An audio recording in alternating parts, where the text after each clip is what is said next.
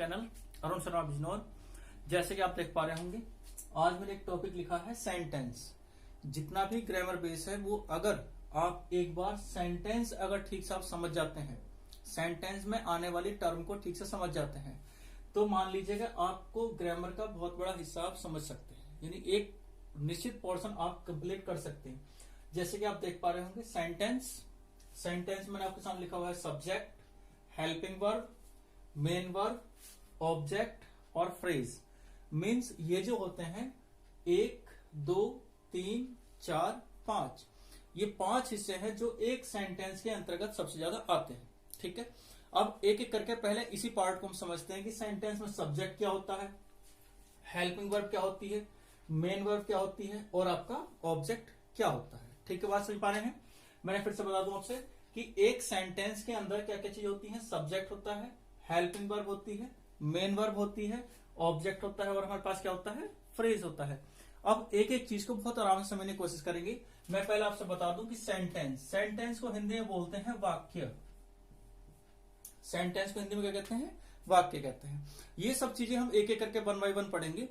जैसे कि आप देख लीजिए सेंटेंस वाक्य। मेरा ये मानना है कि अगर आप वाक्य यानी सेंटेंस सीख जाते हैं तो टेंस सीखने की इतनी आपको आवश्यकता नहीं है, क्योंकि टेंस जो होता है वो सेंटेंस में ही आता है, ना कि टेंस के अंतर्गत सेंटेंस आता है। यानी बहुत ज्यादा पोर्शन हमारे पास जो क्लियर होगा, यानी जब आप हिंदी से इंग्लिश बनाने की कोशिश करेंगे या इंग्लिश से हिंदी बनाने की कोशिश करेंगे तो उसमें आप सेंटेंस की हिंदी बनाएंगे, ना कि टेंस की हिंदी बनाएंगे। इस बात का विशेष ध्यान रखेंगे और इस बात का आपको लास्ट में पता लगेगा धीरे धीरे करते करते कि जब हम पूरे सेंटेंस सीख जाएंगे तो आप कहेंगे कि रियल में हाँ, टेंस से इतना बड़ा फायदा नहीं है जितना कि सेंटेंस सीखने से होता है। ठीक है, तो सेंटेंस वाक्य में पहला शब्द मैं उठा करके लाया हूं सब्जेक्ट। अब एक एक करके शुरुआत करते हैं इनके ऑप्शन पे। ठीक है, नंबर 1 सब्जेक्ट, यहां लिख देता हूं सब्जेक्ट। फिर से एक बार देखो, सब्जेक्ट कितने पोर्शन मैंने बताया, 5। पहला, ये दूसरा हेल्पिंग वर्ब, तीसरा मेन वर्ब और चौथा ऑब्जेक्ट और 5वां होता है हमारे पास फ्रेज। एक एक करके सबको लेकर के हम चलेंगे। देखो, पहला मैंने उठाया है सब्जेक्ट। सब्जेक्ट को बोलते हैं हम कर्ता।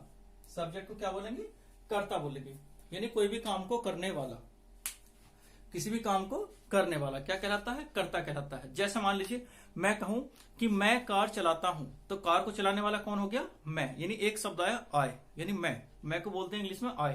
तो ये जो शब्द कहलाएगा ये कहलाएगा हमारे पास कर्ता, यानी सब्जेक्ट कहलाएगा। ठीक, क्लियर सी बात।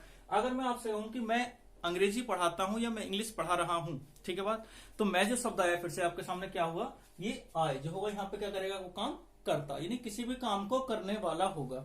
यानी आप ये मान लीजिए अगर कोई परिवार है तो परिवार में जो एक मेन मेंबर है जो घर का पूरा खर्चा चलाता है, सब कुछ करता है, सारी देख रेख करता है, तो क्या हो गया, परिवार का एक कर्ता हो गया, यानी ऑल इन ऑल, सर्वे सर्वा, यानी जो काम को करेगा वो क्या करेगा हमारे पास, कर्ता। अब कर्ता जो होते हैं, कर्ता के बारे में फिलहाल हम थोड़ी सी जानकारी लेते हैं कि कर्ता किस किस तरह से सेंटेंस के अंतर्गत आते हैं। देखो कौन कौन से कर्ता हमारे पास होते हैं, यानी कौन कौन से शब्द कर्ता बनाए जा सकते हैं। बेसिक जानकारी है, अगर आप 0 लेवल से भी इंग्लिश नहीं जानते तो आपको समझ में आने में बहुत सुविधा होगी। बशर्ते आपको ये जो मैं वर्ड मीनिंग आपको बताऊंगा कुछ चीजें बताऊंगा, उन्हें आपको फॉलो करते जाना है और सीखते जाना है, याद करते जाना है हैंड टू हैंड। ठीक है, कहीं पर आप कोई बात नहीं समझ पाते तो आप एक बार कमेंट करके जरूर बताएंगे कि हाँ भाई ये चीज हमें समझ में नहीं आई, ये आप दोबारा बता दीजिए। ठीक है, हो सकते हैं। जैसे देखो मैं आपके सामने सब लेके चलता हूँ। आई होता है मैं, यानी आई इस तरह से पढ़ेंगे आप। आई मीन्स होता है मैं, मैंने, मुझे, मेरे। देखो वी हम बोलते हैं हम, इस तरह से लिखा जाएगा वी होता है हम, हमने, हमें, हमारे। ये जो शब्द मैं लिख रहा हूं ये सेंटेंस में किसका काम करेंगे, सब्जेक्ट का ही काम करेंगे। ये जो मैं आपके सामने शब्द लेके चल रहा हूं ये किसका काम करेंगे, सब्जेक्ट का काम करेंगे। इस बात पर फोकस करेंगे। देखो जैसे आए, मैं, मैंने, मुझे, मेरे। अब ये आप खोलेंगे कितने सारे शब्द कैसे निकल के आए, हमने तो मोस्टली मैं पढ़ा है, तो मैं देख दूं आपको बता दूं। जैसे आप सेंटेंस बोलते हैं तो आप बोलते हो कि मैं काम कर रहा हूं, पहला सेंटेंस। मैंने काम कर दिया है, यानी कोई भी काम आपको बोलेंगे मैंने काम कर दिया है। मुझे, मैं कहीं पर बैठा हूं, मैंने कहा भाई मुझे चलना चाहिए, देरी हो रही है, तो मैं क्या बोलूंगा, मुझे चलना चाहिए। तो मुझे, अब देखो करता क्या है, मुझे। ऐसे बोलूं मेरे, अब आप कहेंगे जैसे मेरे को मेरे पास मोबाइल है, मेरे पास कार है, या मेरे पास मेरे अंकल हैं, मेरे पास मेरे फादर हैं, मेरे पास मेरी मदर है, मतलब इस तरह से करके आपके बोलते हैं मेरे। देखना आप किस तरह से ये सारे सारे शब्द हमारे पास सब्जेक्ट का काम करने हैं। क्लियर बात है, किस तरह काम कर रहे हैं, सब्जेक्ट का काम करते हैं सारे सारे। ऐसे मैंने लिखा वी मतलब हम, हमने, हमें, हमारे।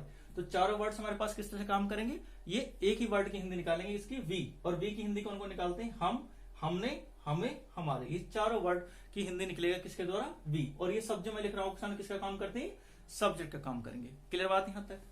आई V U, Y O U U, U U मतलब होता है, यह मीन्स आप कह सकते हैं तुम, तुमने, तुम्हें, और मीनिंग होता है तुम्हारे। ठीक है।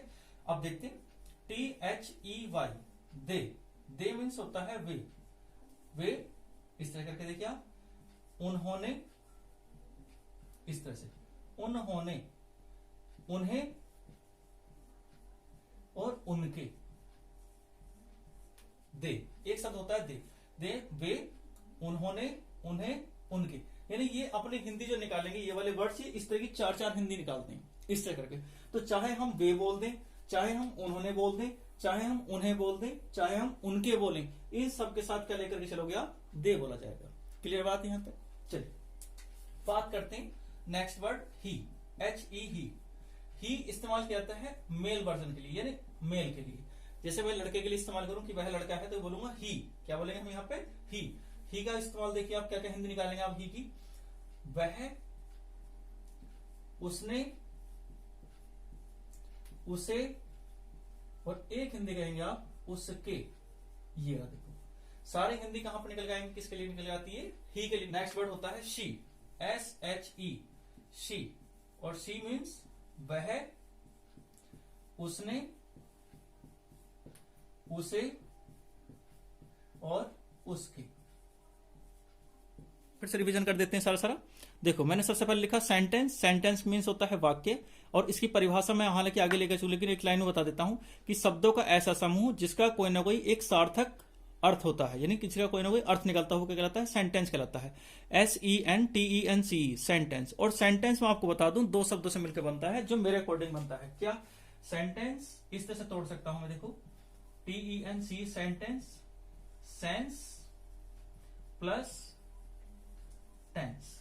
सेंस प्लस टेंस मीन्स जिसके अंतर्गत टेंस भी हो, यानी समय भी हो, काल भी हो, बताया गया हो कि बात अब की है, पहले की है, आने वाले समय की है, ये बताया जाए। और साथ में क्या बोलेंगे, सेंस, यानी उससे को सेंस भी निकलता हो, यानी अर्थ भी निकलता हो, तो वही क्या होगा हमारे पास, सेंटेंस होगा। तो अब आपके समझ में कुछ कुछ ये बात आ रही होगी कि सेंटेंस पढ़ने से टेंस क्लियर हो सकते हैं, जबकि टेंस पढ़ने से सारे सेंटेंस क्लियर नहीं हो सकते हैं। एक शब्द होता है इट भी क्या काम करता है, सब्जेक्ट का काम करता है। इट बोले तो यह है। अब इट का यूज कहां पे करते हैं हम, कई बार आपने देखा होगा हम इस्तेमाल कर देते हैं इट का कि भाई बेजान चीजों के लिए इस्तेमाल करेंगे, यानी things which are non living we will use for those it, but it is not so. लेकिन ऐसा नहीं है कि हर जगह हम निर्जीव चीजों के लिए इस्तेमाल करेंगे। मैं आपसे बता दूं दो शब्द होते हैं हमारे पास, देख लीजिएगा, एक होता है इट, एक होता है दिस, THIS, दिस का मीन्स होता है यह। क्या होता है इसका मीन्स, यह। अब अर्थ कैसे निकाल लेंगे आप इसका, देखो इट यह, दिस यह, दोनों की हिंदी यह है, लेकिन कहां कहां पे इस्तेमाल करेंगे दोनों को, देखो जब भी कोई नेचुरल थिंग्स हो, यानी प्राकृतिक चीजों को अगर हमें डिफाइन करना हो, प्राकृतिक चीजों को, नेचुरल थिंग्स को बताना हो, तो हम इस्तेमाल करेंगे इट का। जैसा आपने मोस्टली देखा होगा जब भी बारिश पड़ेगी तो हम क्या इस्तेमाल करते हैं, इट रेन्स, बारिश होती है, इट रेन्स, हवा चलती है, इट ब्लोज विंड या winds blow like this. Touch ना करूं, अगर मैं ऐसे बोलूं दिस इज तो कहलाएगा दिस इज, इशारा करके बताऊंगा तो दिस इज। लेकिन अगर मैं कहूं यह व्हाइट बोर्ड है, लेकिन टच करके बताऊं तो इट इज व्हाइट बोर्ड। और जरूरी नहीं कि निर्जीव चीज ही होगी, ये चाहे सजीव भी हो, मैं बोल सकता हूं इट इज माई फ्रेंड, जब मैं उसको टच करके बताऊं तो क्या बोलेंगे हम, इट। दो चीज क्लियर होगी यहां तक। कहां कहां होता है इट का इस्तेमाल, मैंने पहला इस्तेमाल होगा नेचुरल थिंग्स के लिए होता है, दूसरा इस्तेमाल कहां करेंगे हम, यानी निर्जीव चीजों के लिए भी इस्तेमाल कर सकते हैं, और एक इस्तेमाल हो सकता है सजीव चीजों के लिए कर सकते हैं, लेकिन कब, जब उन्हें हम टच करके बता रहे हो। जैसे मैं कहूं इट इज मार्कर, लेकिन अगर ये मार्कर रखा हुआ हो और इशारा करके बता रहा हूं तो बोलूंगा दिस इज मार्कर। क्लियर बात यहां तक। तो दिस भी किसका काम करेगा, सब्जेक्ट का काम करेगा सेंटेंस के अंतर्गत। और देख लेते हैं, एक शब्द लिखता हूं आपके सामने दैट, इस तरह से देखिए दैट होता है वह। लेकिन कब? जब मैं दूर की चीजों को दिखाऊं, दूर की चीज को दर्शाऊं तो बोलूंगा दैट, यानी वह, दूर की चीज के लिए वह, दैट। अब मैं किसी भी चीज का इस्तेमाल कर सकता हूं दैट। मैंने that is TV, that is radio, that is girl, that is. एक शब्द होता है हमारे पास दीज, दीज मीन्स होता है ये बहुत सारी चीजें। जब हम किन्हीं चीजों को बताएं ये, चाहे वो काउंटेबल हो अनकाउंटेबल, लेकिन बहुत सारी चीजें हो, तो हम क्या बोलेंगे ये। अब जिनकी वो थिंग्स ही होंगी, वो लिविंग भी हो सकती है, नॉन लिविंग भी हो सकती है, सब चीज हो सकती है। चाहे वो व्यक्ति क्यों ना हो बहुत सारे, बुक्स क्यों ना हो बहुत सारी, स्टूडेंट्स क्यों ना हो बहुत सारे, कितने पर्सन हो, कुछ भी चीज हम क्या बोलेंगे दीज मीन्स बहुत सारे, यानी ये किताबें हैं, दीज आर बुक्स। ये लड़के हैं, दीज आर बॉयज। ये चेयर हैं, these are chairs, like this. तो क्या किसका काम करेंगे? सब चीजें सब्जेक्ट का काम करेंगे। डाउट क्लियर होता है यहाँ तक? एक एक पॉइंट लेके चलेंगे, एक एक पॉइंट, और ध्यान से समझते चलेंगे एक एक पॉइंट। तब देखना आप, जब आप ये चीजें क्लियर कर लेंगे, तब आप देखना सेंटेंस में आपको कहां दिक्कत बनती है। और मैं आपसे बताऊं, इज आर एम बाजवर 5 थिंग्स हैं, ये 5 चीजें हैं हेल्पिंग वर्ब में। इनका यूज हम मात्र 10 जगह पर करते हैं, 10 जगह पे। और हैज, हैव, हैड मात्र 5 जगह पे इस्तेमाल करते हैं। तो इस तरह से अगर हम लेकर के चलेंगे तो आप देख लेना टेंस भूल जाएंगे, और आप किसको याद रखेंगे? सेंटेंस याद रखेंगे कि सेंटेंस दिखाओ क्या है, इंग्लिश उसकी ये बनेगी। क्लियर बात यहां तक? चले खैर, तो दीज, ये जब बहुत सारी चीजें हों। एक शब्द में उठाऊं आपके सामने, दोज, THOSE, दोज होता है वे या बहुत सारी चीजें वो, ऐसे बोल देते हैं वे, यानी वे बहुत सारी चीजें। मैंने वह वे कुर्सियां हैं, तो दोज आर चेयर्स। क्लियर बात है यहां तक? ठीक है। और ये बात मैं बाद में क्लियर करूंगा आपके सामने कि सेंटेंस में होते क्या है। फिलहाल तो हम समझ रहे सब्जेक्ट है, लेकिन ये काम किसका करते हैं? तो इस तरह से जैसे दिस है, दैट है, दीज है, दोज है, ये एक तरह से काम करेंगे प्रोनाउन का भी। लेकिन वो लेकर के चले हम नेक्स्ट पॉइंट में, क्योंकि आपने देखा होगा जैसे मान लीजिए यूपी टैट होता है, सुपर टैट होता है, तो इनके लिए क्या होता है, इनमें ये चीजें पूछी जाती। पार्ट्स ऑफ स्पीच पूछा जाता कि पार्ट्स ऑफ स्पीच बताइए कौन सा है सेंटेंस के अंदर। ठीक है, ये चीज। तो दीज, दोज मीन्स वे या वो, बहुत सारी चीजें। चलिए, एक शब्द और बचता है मेरे पास, देयर, THERE। क्या शब्द दोनों में? देयर। अब देयर शब्द का इस्तेमाल कहां करूंगा? THERE, there. अब देखो शब्द मैंने बोला देयर, तो देयर शब्द का इस्तेमाल कैसे करूंगा? देयर, ये रहा, दे आर, देयर। ठीक है, देयर का इस्तेमाल कब करेंगे? यानी जहां भी आप समझ लीजिए किस एक हिंदी में मैं दे रखा हो। अक्सर तुम सब कहने वाले बताएंगे, पढ़ाने वाले बता देते हैं कि देयर का इस्तेमाल हम वहां पे करेंगे जहां पे कोई सब्जेक्ट ना हो। यानी use of there, we will use there at the place where the subject is not present in the sentence. If the subject is not present in the sentence, we will use of there. मतलब जहां पे कोई subject ना हो वहां पे किसका इस्तेमाल करेंगे? देयर का इस्तेमाल करेंगे। बट इट इज नॉट सो। अब मैं आपको एक बहुत ही सरल सी पहचान बताता हूँ। जब भी किसी सेंटेंस में आप कोई स्टोरी वगैरह बना रहे हो, कोई भी चीज देख रहे हो, और उसमें सेंटेंस में कुछ इस तरह का सेंस दिया हो कि मैं, जिसमें आपसे कहूं घर में, कमरे में, किचन में, बुक में, पानी में, पकड़ पा रहे हैं बातों को ध्यान से? यानी आप जब भी इस तरह का सेंटेंस लेकर के चलें कि बस शब्द में क्या बोल रहे हो, मैं बोल रहे हो, इस तरह करके। ठीक है, क्लियर बात? तो वहां पे क्या पकड़ना है आपने? देयर लेके चलना है। ये याद रखो। आप कहां पे चलेगा सबसे ज्यादा? देयर चलेगा। डाउट क्लियर होता जा रहा है ना? तो आपने देखा सब्जेक्ट किस तरह से हम लेकर के चल रहे हैं यहां तक। ठीक है, अभी मैं आपको ये नहीं बता रहा कि सब्जेक्ट मिलकर किन किन चीजों से बनता है, कैसे बनाया जाता है, क्योंकि ये मैं आपको क्लियर करूंगा। सब्जेक्ट और प्रेडिकेट बिल्कुल एक अलग से डिफरेंटेड वीडियो लगाऊंगा। सब्जेक्ट और प्रेडिकेट क्या होता है, तब आपको बताऊंगा सब्जेक्ट के अंदर क्या क्या होता है। सब्जेक्ट के अंदर किस तरह से डिटरमाइनर होते हैं, किस तरह से क्वालिफायर होता है, किस तरह से मेन वर्ड होता है या हेड वर्ड होता है, किस तरह से फ्रेज होता है उसके अंदर, वो सब लेकर के चलेंगे, लेकिन नेक्स्ट वीडियो में। ठीक है, फिलहाल मैं आपको कह देता हूँ, इसकी बेसिक जानकारी दे दूं कि हमें इंग्लिश शुरू कैसे करनी है, कहां से सीखें, how to learn English. Clear बात यहां तक? चलिए, तो सब्जेक्ट क्लियर हुआ यहां तक। हद से एक सब्जेक्ट और हो सकता है मेरे पास, नेम, यानी किसी का भी नाम लेकर के चल सकता हूं। नाम मतलब नाउन, नाम बोले तो नाउन, NOUN, नाउन। और ये क्या हो सकता है? नेम तो हमेशा सिंगुलर ही होते हैं, लेकिन नाउन में कौन कौन सा हो सकता है? सिंगुलर भी हो सकता है कोई शब्द, SINGULAR, सिंगुलर भी हो सकता है। और दूसरा शब्द क्या हो सकता है मेरे पास? प्लूरल भी हो सकता है, प्लूरल, PLURAL, प्लूरल। प्लूरल बहुवचन, सिंगुलर एक वचन होता है और प्लूरल बहुवचन। क्लियर बात है यहां तक?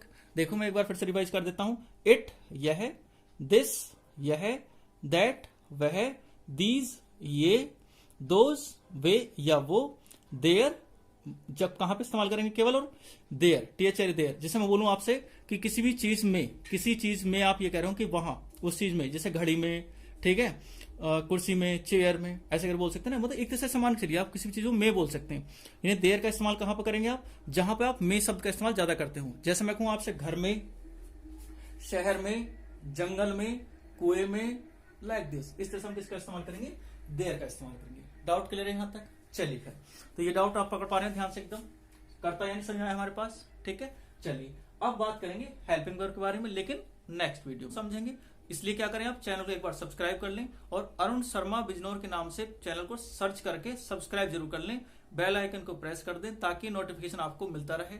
जहां पे आपने किसी चीज को समझ में नहीं आ रहा है वो आप बताएंगे कमेंट में एक बार, और किस किस टॉपिक पर आपको वीडियो पहले चाहिए वो भी आप बता सकते हैं, लेकिन बशर्ते आपको चैनल पर कंटिन्यू बनना पड़ेगा, ठीक है। तभी आप चीजों को क्लियर कर पाएंगे। तब देखना आपकी इंग्लिश में किस तरह से आप बहुत अच्छा कर सकते हैं। You can make a mar in English but you have to be continue of learner, मतलब तुम्हें कंटिन्यू बनना पड़ेगा सीखने के लिए। चलिए टेक केयर, बाय।